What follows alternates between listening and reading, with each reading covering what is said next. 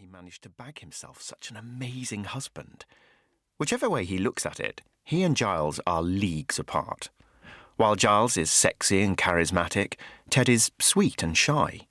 While Giles is the manager of a stylish, hip hotel in the centre of Manchester, Ted works for his family's ice cream business, running the shop and cafe on the high street in St Luke's-on-Sea, a sleepy little Lancashire seaside town. And while Giles regularly makes strangers in the streets swivel around to get a better look at him, Ted's presence usually goes unnoticed. But is it any wonder? There isn't anything remotely remarkable about Ted. He's 43 years old, of average height, with a smattering of freckles on his cheeks and a physique that could best be described as a dad bod, if the dad in question broke out in hives at the sight of an exercise bike and every lunchtime was gripped by an irresistible craving for a meat and potato pasty. He has pale grey eyes and hair his mum often says is the colour of a perfect batch of coffee ice cream. Except Ted knows from experience that nobody likes coffee ice cream, not even people who like coffee. Besides, that flavour comes out a dull, weak brown, while Giles's hair is the rich, luxurious brown of chocolate, Ainsworth's most popular flavour. It's set off by his equally rich brown eyes and two little moles on his left cheekbone. Not unsightly, unsexy freckles like Ted's, more like those delicious little chocolate drops people love to sprinkle on their ice cream. God, I'm so lucky, so chuffed, and so grateful. Ted wants to snuggle up to his husband, but stretched out between them is their dog, Lily. A brown and black short-haired terrier crossbreed, Lily is usually desperate to be taken for a walk first thing in the morning, but today seems happy to snooze. Ted knows he'll have to take her out soon, but doesn't want to disturb her, especially when she slides under the crook of Giles's arm. Without opening his eyes, Giles pulls her in closer, and their breathing slowly falls into sync. Ted's heart gives another wobble. He finishes his coffee and puts his cup on the side as quietly as he can so he doesn't wake them. It'll be a shame if Giles's coffee goes cold, but he can always go back downstairs and make him a fresh pot. This isn't something he'd admit to his colleagues at work, women who often moan about their inattentive men, many of whom expect to be waited on.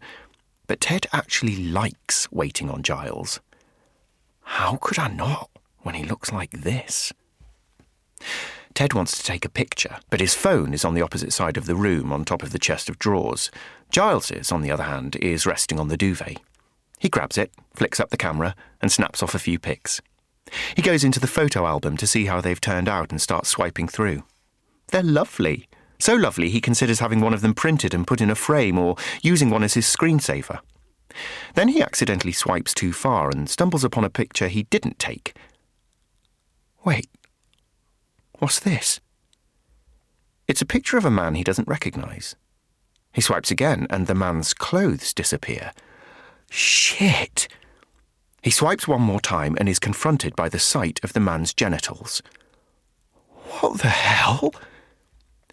Just as he's reassuring himself that they're probably pics of some hookup one of Giles's friends sent him, he swipes onto an image of the same man standing next to Giles. Giles has his arm around the man.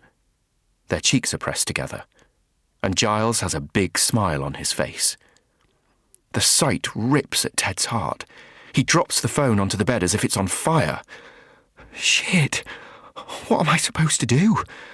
Should I say something? It turns out it isn't his decision to make. He looks up and sees Giles staring directly at him. Ted, he says solemnly, we need to talk. Sorry, I thought you were asleep, Ted stammers. His heart is pounding so violently he struggles to get his words out. No, says Giles, and I've been meaning to bring this up for a while. Ted swallows. I don't understand. Bring what up? Giles props himself up on the pillows, revealing the trail of stars he recently had tattooed across his chest muscles. He lifts the phone off the bed and gives a little grimace. I'm sorry, but I've met someone else. Ted feels as if he's been shot. What do you mean? You've met someone else? It's someone I met through work, Giles continues, his eyes flitting down to the phone. I wasn't looking for anything, I swear. It just sort of happened. Before I knew it, we were seeing each other. Ted feels